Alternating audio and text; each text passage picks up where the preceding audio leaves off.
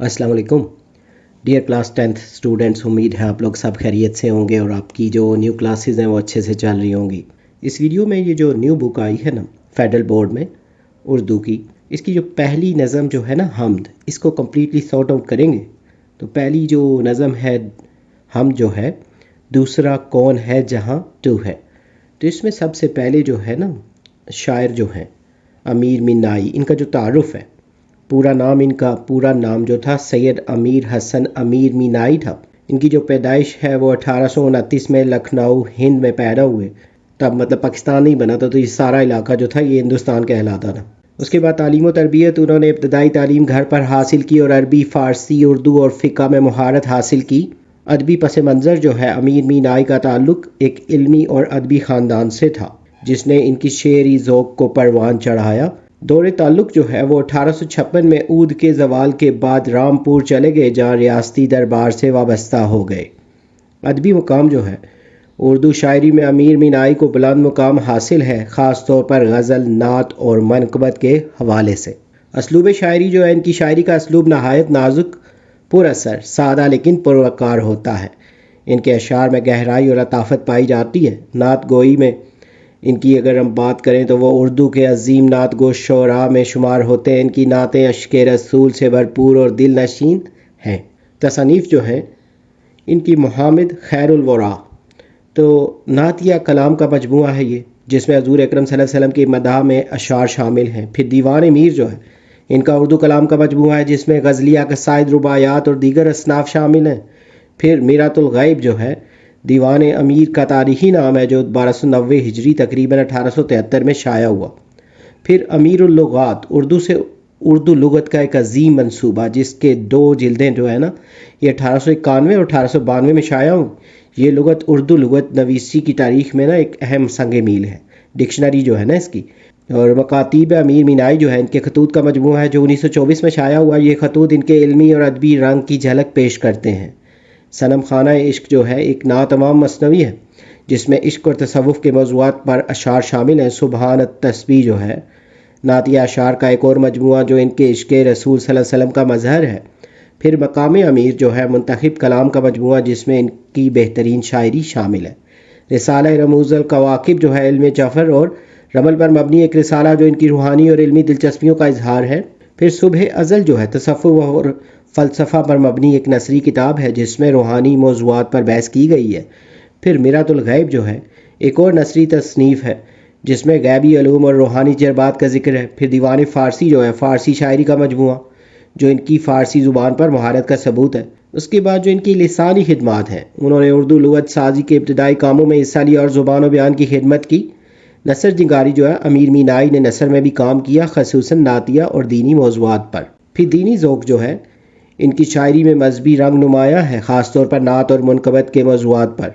तो शेरी मौज़ूआत जो है इनकी शायरी में तसव्वुफ़, इखलाकियात, इश्क़ हकीकी और इश्क़ रसूल सल्लल्लाहु अलैहि वसल्लम जैसे मौज़ूआत शामिल हैं। वफ़ात जो है इनकी वो 13 अक्टूबर 1900 को हैदराबाद दक्कन में वफ़ात पा गए। अदबी विरासत जो है अमीर मीनाई का कलाम आज भी उर्दू अदब में एक मयार समझा जाता है और वह नए शोरा के लिए मशाले राह है। नेक्स्ट में ये जो हमद है, इसका जो मरकज़ी ख्याल है, इस हमदिया कलाम में शायर अल्लाह ताला की अज़मत, कुदरत और मौजूदगी को बयान करता है। शायर ये वाज़े करता है कि अल्लाह ताला हर जगह मौजूद है, चाहे तन्हाई हो या हजूम। कायनात के रंग, खुशबू, हुस्न और तरतीब इसकी कुदरत का सबूत है। हर चीज़ इसके हुक्म से है, वही राज़ों को जानने वाला, ऐबों से पाक और तमाम मखलूक़ात का मालिक व खालिक है। नेक्स्ट में जो खुलासा है हमद का, शायर अमीर मीनाई इस हमदिया कलाम में अल्लाह ताला की शान बयान करते हैं। वो कहते हैं कि अल्लाह ताला हर जगह मौजूद है, चाहे पहाड़ हो, दरिया हो या ज़मीन का कोई कोना। वो तन्हाई में भी हमारे साथ होता है और हजूम में भी। कायनात के रंग, खुशबू, खूबसूरती और तरतीब इसी के अजीम तख्लीक का सबूत है। हसीन फूल, खुशबूदार पौधे और सब कुछ इसकी कुदरत के निशान हैं। सिर्फ अल्लाह ही बंदों के दिलों के राज जानता है और वो इनके ऐबों पर पर्दा डालने वाला है। इस पूरी कायनात का असल मालिक बस अल्लाह ही है। नेक्स्ट में जो अशार की तशरीह है, सबसे पहला शेर जो है, दूसरा कौन है जहाँ तू है, कौन जाने तुझे कहाँ तू है। तो इसके शेर को थोड़ा डिस्कस आउट करते हैं, फिर जो है इसकी तशरीह की तरफ चलेंगे। تو اس کے جو کچھ الفاظ معنی ہے نا، کون، کون شخص، کون انسان، جانے، جانتا ہے، پہچانتا ہے، تو اللہ تعالیٰ کی ذات کی طرف اشارہ ہے نا، کہاں، کس مقام پر۔ دوسرا، کوئی اور، کوئی وجود نہ، جہاں، مقام کے لیے۔ پھر اس میں جو شعری محاسن وغیرہ یوز ہوئے نا، جیسے ردیف ہے اس میں تو ہے، اور قافیہ جو ہے جانے، کہاں، دوسرا، جہاں، یہ۔ پھر صنعت تضاد جو ہے کون اور تو، کہاں اور جہاں۔ تو سوال و جواب کی تضاد سے نا اس میں معنویت پیدا کی گئی ہے۔ پھر تکرار جو ہے، تو ہے کی تکرار نے زور اور تاثیر بڑھائی ہے۔ اس کا جو مفہوم ہے، شاعر اللہ تعالیٰ کی عظمت اور پوشیدہ حقیقت کو بیان کر رہا ہے۔ وہ کہتا ہے کہ اللہ تعالیٰ کو کوئی مکمل طور پر نہیں جان سکتا، اس کی ذات اور مقام کو کوئی دوسرا نہیں پا سکتا۔ اس کی جو تشریح ہے، یہ شعر امیر منائی نے اللہ تعالیٰ کی قدرت اور عظمت کو بیان کرتے ہوئے کہا ہے کہ اے خدا، اس جہاں میں تو ہی سب کچھ ہے، لیکن تجھے مکمل طور پر جاننا کسی انسان کے بس کی بات نہیں۔ شاعر کہتا ہے کہ تیری ذات ہر جگہ موجود ہے، لیکن تیرے مقام کو کوئی دوسرا نہیں جانتا۔ یہ اس بات کی نشانی ہے کہ اللہ تعالیٰ کی حقیقت اور اس کا علم انسان کی عقل و فہم سے بالا تر ہے۔ تو ذرے ذرے سے عیاں ہونے کے بعد آج تک راز حقیقت راز ہے۔ ہم اللہ کو مانتے ہیں، اس کی نشانیاں دیکھتے ہیں، لیکن اس کی اصل حقیقت ہم پر ظاہر نہیں ہوتی۔ جیسے یہ شاعر جو ہے، ایک شعر جو ہے، یار کو ہم نے جا بجا دیکھا، کہیں ظاہر کہیں چھپا دیکھا۔ دوسرا جو شعر ہے، لاکھ پردوں میں ہے تو بے پردہ، سو نشانوں پہ بے نشاں تو ہے۔ اس شعر کی تھوڑی ڈسکشن کرتے ہیں۔ جیسے اس کے الفاظ معنی ہیں، پردوں میں چھپا ہوا، بے پردہ ظاہر نمایاں، سو نشانوں پہ بہت سی نشانیاں، بے نشاں جس کی شکل و صورت نظر نہ آئے۔ اس میں جو شعری محاسن ہے نا، جیسے ردیف تو ہے، قافیہ جو ہے پردہ نشاں، پھر صنعت جو ہے نا تضاد، پردہ، بے پردہ نشاں، بے نشاں، یہ والی جو ہے یہ صنعت تضاد میں آئیں گی یہاں پہ۔ اس میں محسن صوت جو ہے، الفاظ میں توازن، روانی اور ہم آہنگی بہت اچھی ہے۔ مفہوم جو ہے نا اس شعر کا، اللہ تعالیٰ اپنی ذات میں پوشیدہ ہے مگر اپنی نشانیوں سے ظاہر ہے، انسان اسے براہ راست نہیں دیکھ سکتا، لیکن کائنات میں نا اس کی نشانیاں ہر طرف موجود ہیں۔ وہ بے نشاں ہے لیکن ہر نشانی اس کی طرف اشارہ کرتی ہے۔ تشریح جو ہے نا اس شعر میں، شاعر اللہ تعالیٰ کی قدرت اور شان کو بیان کرتا ہے۔ شاعر کہتا ہے کہ اگرچہ اللہ تعالیٰ لاکھوں پردوں میں چھپا ہوا ہے اور ہماری آنکھیں اسے نہیں دیکھ سکتی، لیکن پھر بھی وہ ہر جگہ اپنی نشانیوں کے ذریعے ظاہر ہے۔ بقول شاعر، جگ میں آ کر ادھر ادھر دیکھا، تو ہی آیا نظر جدھر دیکھا۔ کائنات کی ہر چیز جیسے سورج، چاند، ستارے اور فطرت کے مظاہر اللہ تعالیٰ کی موجودگی اور عظمت کی نشانیاں ہیں۔ اللہ کی ذات تو بے نشان ہے لیکن اس کی قدرت ہر چیز میں نظر آتی ہے، یعنی جو شخص غور کرے وہ ہر جگہ اللہ کی صفات اور نشانیاں دیکھ سکتا ہے۔ تو یہ جو شعر ہے، دلوں کو معرفت کے نور سے تو نے کیا روشن، دکھایا بے نشاں ہو کر ہمیں اپنا نشاں تو نے۔ تو نیکسٹ جو شعر ہے، تو ہے خلفت میں تو ہے جلوت میں، کہیں پنہا کہیں عیاں تو ہے۔ اس شعر کی تھوڑی ڈسکشن کرتے ہیں پہلے۔ تو اس میں جو پہلے مشکل الفاظ کے معنی ہے نا، خلوت تنہائی، جلوت لوگوں کے درمیان یا ظاہری جگہ، پنہا چھپا ہوا، عیاں ظاہر نمایاں۔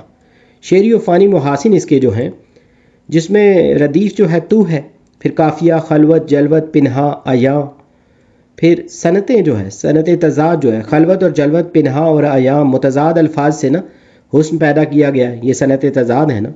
پھر حسن تضاد جو ہے، متضاد الفاظ سے معنوی خوبصورتی اور فکری گہرائی پیدا ہوتی ہے۔ اس کا جو مفہوم ہے، شاعر کہتا ہے کہ اللہ تعالیٰ ہر جگہ موجود ہے، وہ تنہائی خلوت میں بھی ہے اور ظاہر یعنی جلوت میں بھی ہے۔ تو اس کی ذات کبھی چھپی ہوتی ہے اور کبھی نمایاں، ہر حالت میں وہ موجود ہے۔ تشریح جو ہے اس کی، شاعر اللہ تعالیٰ کی ہر جگہ موجودگی کا ذکر کر رہا ہے۔ وہ فرماتا ہے کہ اللہ تنہائی والی جگہوں میں بھی موجود ہے اور لوگوں کی بھیڑ میں بھی۔ کبھی اللہ کی قدرت ہمیں چھپی ہوئی نظر آتی ہے اور کبھی ظاہر ہو کر سامنے آتی ہے۔ اس شعر میں یہ پیغام ملتا ہے کہ انسان جہاں بھی ہو اللہ کی قدرت اور موجودگی اور نشانیوں کو محسوس کر سکتا ہے۔ وہ کائنات کی ہر شے میں موجود ہے اور اس کی قدرت ہر طرف ظاہر ہوتی ہے۔ تو یہاں پہ یہ جو شعر ہے نا، ہر ذرہ ہے اس بات کا شاہد کہ خدا ہے راہ ہے مگر عقل کے کیسا ہے وہ کیا ہے۔ نیکسٹ جو شعر ہے، نہ مقام نہ لا مقام کچھ جلوہ فرما یہاں وہاں تو ہے. یہ جو شعر ہے اس کی جو مشکل الفاظ ہیں کچھ: مکان، جگہ، مقام. لا مکان ایسی جگہ جو مادی حدود سے آزاد ہو. جلوہ فرما ظاہر جلوہ گر. تو اللہ کی ذات یعنی ان کی طرف اشارہ ہے. اس میں جو صنعتیں استعمال ہوئی ہیں نا، فنی محاسن جو ہے، صنعت تضاد مکان اور لا مکان متضاد الفاظ ہیں. یہ ردیف جو ہے تو ہے، قافیہ مکان یہاں وہاں. مفہوم جو ہے اس شعر کا، اس شعر میں اللہ تعالیٰ کی قدرت اور موجودگی کا ذکر ہے. شاعر کہتا ہے کہ اللہ نہ صرف مادی جگہوں میں بھی ہے بلکہ ان دیکھی جگہوں میں بھی موجود ہے. ہر طرف اللہ کا جلوہ اور وجود محسوس کیا جا سکتا ہے. اس کی جو تشریح ہے اس شعر میں، شاعر اللہ تعالیٰ کی موجودگی کو بہت خوبصورت انداز میں بیان کرتا ہے. شاعر کہتا ہے کہ اللہ تعالیٰ کسی ایک مخصوص جگہ یا مقام تک محدود نہیں، وہ ہر جگہ موجود ہے، چاہے یہ دنیا ہو یا کوئی اور جہاں. اللہ کا نور، اس کی قدرت اور جلوہ ہر طرف ظاہر ہے. جیسے مدرجہ ذیل جو شعر ہے یہ ملاحظہ ہو: چاند میں کہکشاں میں پھولوں میں اسی کی نشانیاں دیکھوں. اللہ تعالیٰ کی ذات ہر چیز میں، ہر مقام میں اور ہر وجود میں محسوس کی جا سکتی ہے. یہی وجہ ہے کہ وہ نہ صرف مقام میں ہے بلکہ لا مکان یعنی مادی دنیا سے باہر بھی موجود ہے. شاعر نے مکان اور لا مکان کے ذریعے اللہ کی لامحدودیت کو بہت عمدگی سے ظاہر کیا ہے. ایک اور شعر ہے: جلووں ہی کی کثرت سے جو پردے میں چھپا ہے، یوں پردہ نشیں ہو کہ بھی وہ جلوہ نما ہے. نیکسٹ جو شعر ہے: نہیں تیرے سوا یہاں کوئی، میزباں تو ہے مہماں تو ہے. تو اس کی جو مشکل الفاظ ہیں نا کچھ، جیسے میزباں دعوت دینے والا، مالک جو ہے، مہمان جیسے مہمان کو کہتے ہیں، پھر عطا جو ہے بخشش، انعام، حاجات، ضروریات. اس میں جو شعری محاسن ہے جیسے ردیف ہے تو ہے، قافیہ جو ہے میزباں مہمان، پھر صنعت جو ہے نا صنعت میرات النظیر. میزبان اور مہمان کا تعلق ایک ہی ماحول سے ہے، یعنی ایک ہی خیال سے متعلق یہ الفاظ ہیں. تو اس کا جو مفہوم ہے نا شعر کا، اس دنیا میں اصل میزبان صرف اللہ تعالیٰ ہے، باقی سب کچھ اللہ کی عطا ہے اور سب اس کے مہمان ہیں. شاعر بتاتا ہے کہ اللہ ہی سب کو رزق اور نعمتیں دینے والا ہے. اس کی جو تشریح ہے اس شعر میں، شاعر کہتا ہے کہ اللہ تعالیٰ ہی اصل میزبان ہے اور ہم سب اس کے مہمان ہیں. دنیا کی ہر چیز اس کی عطا ہے، ہم جو کچھ بھی استعمال کرتے ہیں وہ اللہ تعالیٰ کی نعمت ہے. انسان کی تمام ضرورتیں پوری کرنے والا صرف اللہ ہے. اس شعر میں اللہ تعالیٰ کی رحمت، عطا اور قدرت کو سراہا گیا ہے، جو سب کو بغیر مانگے دیتا ہے. جو خانہ ہستی میں انسان کے لیے ہے آراستہ، یہ گھر اسی مہمان کے لیے ہے. یہ شعر جو ہے یہ آپ اس کی تشریح میں لکھ سکتے ہیں. شاعر ہمیں یہ احسان دلانا چاہتا ہے کہ ہم فانی انسان ہیں اور اللہ کی نعمتوں کے محتاج ہیں، جبکہ وہ ہر شے کا مالک ہے. زمیں پر جلوہ آرا ہیں مظاہر اس کی قدرت کے، بچھائے ہیں اسی داتا نے دسترخوان نعمت کے. نیکسٹ جو شعر ہے: رنگ تیرا یہ چمن میں بو تیری، خوب دیکھا تو باغباں تو ہے. اس میں جو کچھ مشکل الفاظ کے معنی ہیں: چمن باغ، بو خوشبو، باغباں مالی نگہباں، عطا بخشش دینا، مظہر ظاہر کرنے والی چیز. اس میں جو شعری محاسن ہے نا، ردیف تو ہے، قافیہ بوئے باغباں، پھر صنعت جو ہے تشبیہ، دنیا کو چمن سے تشبیہ دینا. اس کا جو مفہوم ہے نا اس شعر کا، اللہ تعالیٰ کی قدرت اور حسن اس کائنات کے چمن میں ہر طرف ظاہر ہے. جب غور سے دیکھا جائے تو پتہ چلتا ہے کہ اس باغ دنیا کا باغباں بھی وہی اللہ ہے. ہر چیز کی خوبصورتی، رنگ، خوشبو، توازن اور حفاظت اسی کی عطا کردہ ہے. تشریح جو ہے شعر کی، اس شعر میں شاعر دنیا کو ایک خوبصورت باغ سے تشبیہ دیتا ہے. جیسے ایک باغ اپنے مالی کے بغیر مکمل نہیں ہوتا، ویسے ہی دنیا بھی اللہ کے بغیر مکمل نہیں. اللہ تعالیٰ ہی اس باغ کائنات کا نگہباں ہے جو ہر پودے، درخت، انسان اور مخلوق کی حفاظت کرتا ہے. شاعر کہتا ہے کہ اس چمن کی خوبصورتی، خوشبو اور رنگ اللہ تعالیٰ کی محبت اور قدرت کا مظہر ہیں. بظاہر تو باغ میں انسانوں کا کام نظر آتا ہے، لیکن اصل میں قدرت الہی کا جلوہ ہر جگہ موجود ہے. اللہ تعالیٰ ہی سب کا عطا کرنے والا اور رحم کرنے والا ہے، اور اس دنیا میں اس جیسا باغبان کوئی نہیں. نیکسٹ جو شعر ہے، آخری شعر جو اس نظم کا ہے: محرم راز تو بہت ہے امیر، جس کو کہتے ہیں رازداں تو ہے.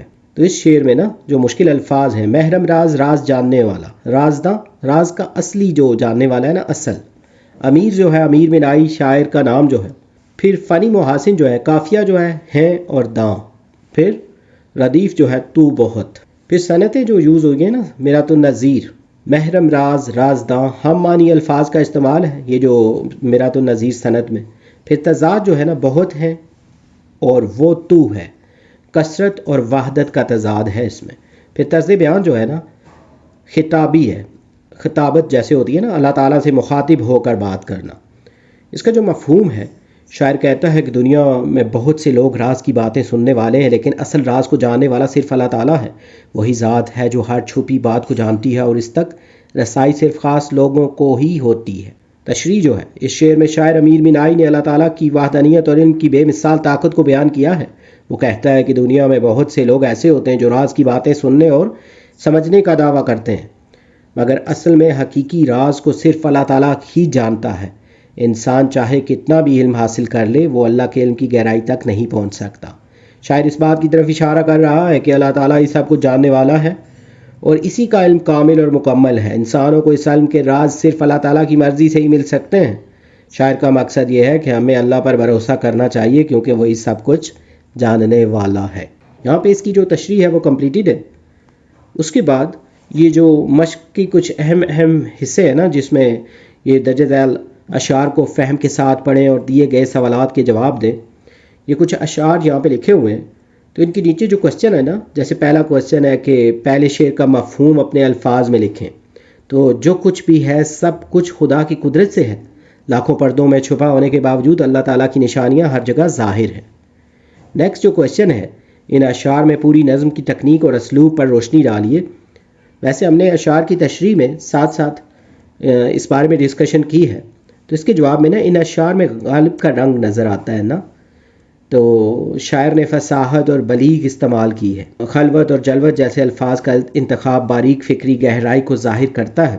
یہ اسلوب فکری اور فنی لحاظ سے بلند پایا ہے.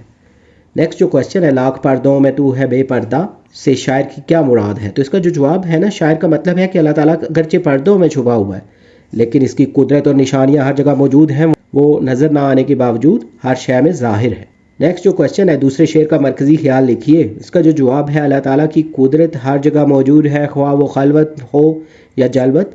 اس کی موجودگی ہر لمحہ اور ہر مقام پر ہے. خلوت اور جلوت کا مطلب جو ہے، خلوت تنہائی، اکیلا پن، گوشہ نشینی. جلوت جو ہے محفل، مجلس، لوگوں کا اجتماع، ظاہر کی شان و شوکت. پھر جو نیکسٹ کوسچن ہے، کہیں پنہا کہیں آیا ہے، اس مصرے سے شاعر نے اللہ تعالیٰ کی کون سی قدرت بیان کی ہے؟ اس کا جو جواب ہے، شاعر نے اللہ تعالیٰ کی وہ قدرت بیان کی ہے جو ہر شے میں موجود ہے اور جو کبھی پردوں میں چھپی ہوتی ہے اور کبھی ظاہر ہو جاتی ہے. نیکسٹ جو کوسچن ہے، ان اشعار کے کہنے کا مقصد موضوع کیا ہے؟ اس کا جو جواب ہے کہ اللہ تعالیٰ کی عظمت، اس کی قدرت، اس کی نشانیاں اور انسان کے لیے غور و فکر کا پیغام دینا. یہاں پہ یہ جو ایکسرسائز ہے نا، اس میں گرامر کا کچھ حصہ ہے جس میں لغوی، اصطلاحی اور مجازی اور کنیاتی جو معانی ہیں اس کے بارے میں بحث کی گئی ہے کچھ. تو اس کو تھوڑا شارٹ کر کے نا، اور اس کو تھوڑا انڈرسٹینڈنگ کے لیے، کیونکہ پیپر میں اب ایس او لو بیس کوسچن آتے ہیں، تو سب سے پہلے جو لغوی معنی ہے، تو اس کی جو تعریف ہے نا، لفظ کا اصل جو ہے لغت کے مطابق اور سادہ مطلب جو عام طور پر سمجھا جائے. کسی بھی لفظ کا جو مطلب ہوتا ہے اصل والا، اور سادہ مطلب جو عام طور پہ سمجھ آنے والا، وہ لغوی معنی کہلاتا ہے. اور اس کی جو مختصر وضاحت ہے، یہ وہ مطلب ہوتا ہے جو لغت یا ڈکشنری میں درج ہوتا ہے بغیر کسی تشبیہ یا محاورے کے. تو اس کی مثال جو ہے نا، سورج نکلا ہے، اس کا لغوی مطلب جو ہے آسمان پر سورج نظر آ رہا ہے. کتاب میز پر ہے، لغوی مطلب اس کا جو ہے واقعی ایک کتاب میز کے اوپر رکھی ہوئی ہے. تو اصطلاحی معنی میں نا، اس کی تعریف جو ہے کسی خاص علم، فن یا میدان میں مخصوص معنی رکھنے والے الفاظ جو ہوتے ہیں. اس کی جو وضاحت ہے کہ یہ وہ الفاظ ہوتے ہیں جن کے مخصوص مفہوم ہوتے ہیں جو عام استعمال سے تھوڑا ہٹ کر ہوتے ہیں. مثال جو ہے نا، جیسے نماز ہے، اسلامی اصطلاح میں نا مخصوص عبادت کے لیے مقررہ الفاظ اور اعمال. پھر اسی طرح فاعل جو ہے، گرامر کی اصطلاح میں نا وہ جو کام کرتا ہے، یعنی فاعل، کام کرنے والا. پھر اسی طرح مجازی معنی جو ہوتے ہیں، تعریف اس کی جو ہے، لفظ کا وہ مطلب جو اصل مطلب سے ہٹ کر کسی اور مطلب کو ظاہر کرے. اور اس کی وضاحت جو ہے نا، یہ معنی تب استعمال ہوتے ہیں جب کسی لفظ کو تشبیہ، مبالغہ یا علامتی طور پر استعمال کیا جائے. اس کی مثال جو ہے نا، دل ٹوٹ گیا، مجازی مطلب اس کا ہے نا بہت دکھ پہنچا. اس طرح آسمان سر پر اٹھا لیا، اس کا جو مجازی مطلب ہے بہت شور مچا دیا، اور کنیاتی جو مطلب ہے، کنیاتی معنی جو ہے، اس کی تعریف ایسے الفاظ جملے جن سے مراد کچھ اور لی جائے مطلب چھپا ہوا ہوتا ہے نا، تو اس کے جو وضاحت ہے یہ مطلب براہ راست نہیں بلکہ اشارے یا علامت کے لیے ظاہر ہوتے ہیں. تو ان کی مثالیں جو ہے نا، چادر دے کر پاؤں پھیلاؤ، تو یہ کنایا ہے نا اس کا، تو آمدنی کے مطابق خرچ کرو. یہ جیسے ہے کانوں کان خبر نہ ہوئی تو کسی کو بھی پتہ نہ چلا. اس کو تھوڑا ہٹ کے سمجھانے کا مطلب یہ تھا کہ ایس ایل او بیس پیپر میں نا بک سے مطلب تمام کوشچن نہیں آتے بلکہ عام فہم میں بھی آتے ہیں جن کی آپ کو انڈرسٹینڈنگ ہونی چاہیے. امید ہے یہ ویڈیو اور یہ جو نوٹس ہیں یہ آپ کی پریپریشن کے لیے ہیلپ فل ہوں گے. اس بک سے متعلق مزید ویڈیوز یا نوٹس کی ضرورت ہو تو چینل پہ ہماری پلے لسٹ موجود ہے. اس کے علاوہ ویڈیو کی ڈسکرپشن جو ہے نا وہاں پہ بھی پلے لسٹ کا لنک جو ہے وہ دیا گیا ہے. کوئی سجیشنز یا مسٹیک اگر آپ نے نوٹ ڈاؤن کی ہوں تو کمنٹ سیکشن میں مینشن کیا کریں. تو جلد نیو ویڈیو میں نئے لیکچر کے ساتھ ملیں گے. Have a nice time.